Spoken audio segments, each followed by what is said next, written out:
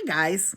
Today I want to talk about negativity and haters. And I know that you, just like I, have had to deal with our fair share of this.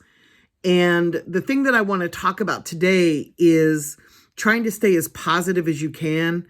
There's something about social media, probably because there's no consequence. Like somebody is not going to walk up to your face and say you're whack or I hate you or you're full of shit or whatever. They're not going to want to risk getting punched in the face. But on social media, people will say shit to you that they would never say to your face because they know that there's no consequence. So how we handle this is what sets the tone. Because remember, when you come back at somebody who has come at you on social media, your fans may not have seen them come at you, but they're going to see your response. You could have hundreds of thousands of followers, and if you're focusing on one or two people that are saying fucked up shit about you, your fans are going to see that, and it's going to set a certain tone that you may not be trying to set. And you might become the angry rapper or the disgruntled rapper, or, you could set a tone that's not necessarily representative of who you really are. So my best suggestion is if somebody comes at you sideways, just block them or delete them. There's so many people on social media that troll because they're damaged human beings and they just really want attention. And when you feed into the negativity, it kind of makes them smile because they got the reaction out of you that they were looking for. And if you ignore them and they don't get a reaction, then they're going to go and troll somebody else because they didn't get the reaction they were looking for. And I think that your fans don't necessarily need to see you in a negative light. I'm not saying don't stand up for yourself if somebody attacks you in person.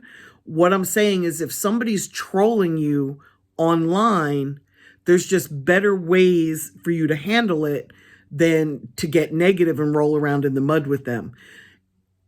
And I think that we have a president right now who is the king of trolls, and he also does it for attention. And I think that if you become that person, that yes, it'll bring attention to you, but it's negative attention. It's not positive attention. You're trying to build a fan base and you're trying to show people who you really are, unless of course you're a troll. You're trying to show people who you really are, and you don't necessarily need for them to see you coming back at somebody that was coming at you, not with some truth, but with some shit because they wanted attention or they have a mental instability and said something to you that they couldn't control within their own personality.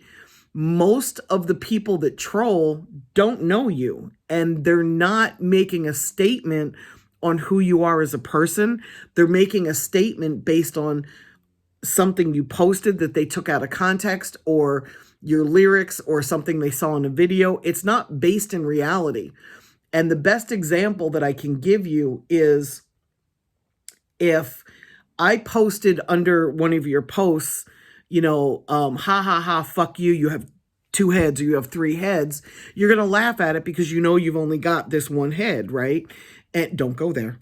So basically, because it's not true, you're finding it funny. But if I come at you and say you're whack or you're not intelligent or you're stupid or you did something that was crazy, it's your own insecurity that's driving the fuel to anger you because somebody said that, especially if it's somebody you respect.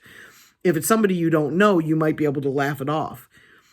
So what I'm saying is the same rule of thumb that I've been trying to follow.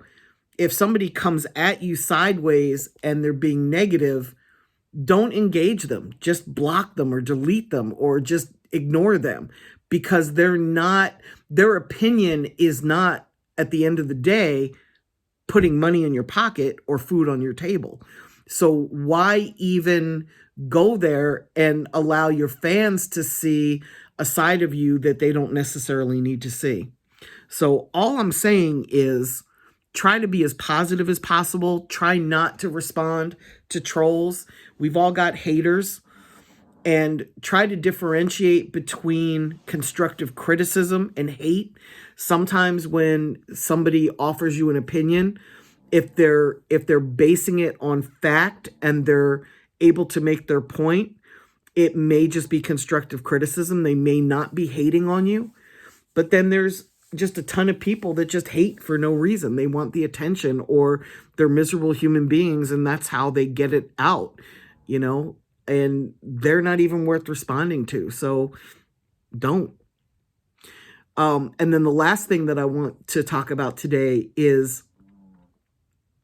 every city is hard to break in. When you're a brand new artist or an up and coming artist, every city is hard. And I know that every person that I've ever heard talk about trying to break in their city always says that their city is crabs in a barrel, their city's impossible to break in, it's really hard.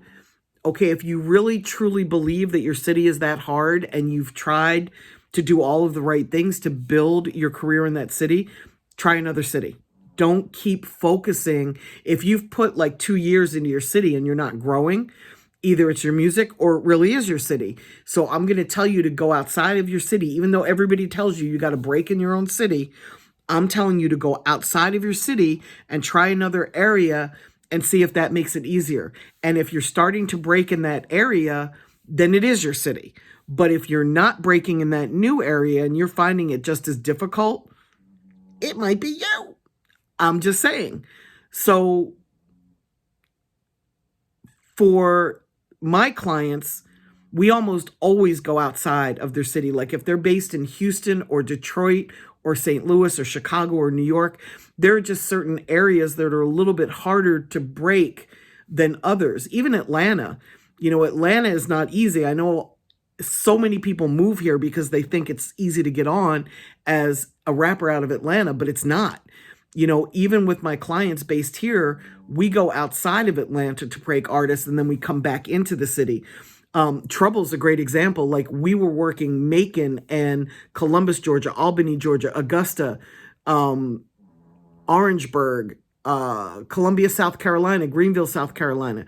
We went all around Atlanta, even into Alabama, and then came back into the city because it was just always easier to break outside of the city. And then when you come back into the city and you're breaking in other places, it helps you to break in that city. And then people in that city say, oh, I've always supported you, when in reality they haven't. But we let them have it because we don't want to start an unnecessary beef with anybody. So we break artists all around the perimeter of Atlanta, and we go, a few hours driving out in every direction. We break the artist and then we come back into the city of Atlanta. And if you're having difficulty in your area, I suggest you try that as well. So if you're in Raleigh, North Carolina, and you're finding it difficult to get on in Raleigh, then start working in Fayetteville, start working in Charlotte, go up into Richmond, Virginia, go into Newport News, start going in areas that surround your city, work those, become bigger and build your fan base accordingly, and then come back into Raleigh. And that's true for any city. So if you do that, you're going to be able to find out, is it you or is it your city? And of course, you're working digitally at the same time. So you're building up a digital following as well as a following in real life. You're going to be able to ascertain pretty quickly whether they're rejecting your music or whether your city really is just hard to break. So those are my two advices. Advices, is that plural? For negativity and things when they're not going your way. Try to remain as positive as possible and just shift your vantage point so that it works more in your favor, and don't entertain the negativity on any level. Okay, guys, take care.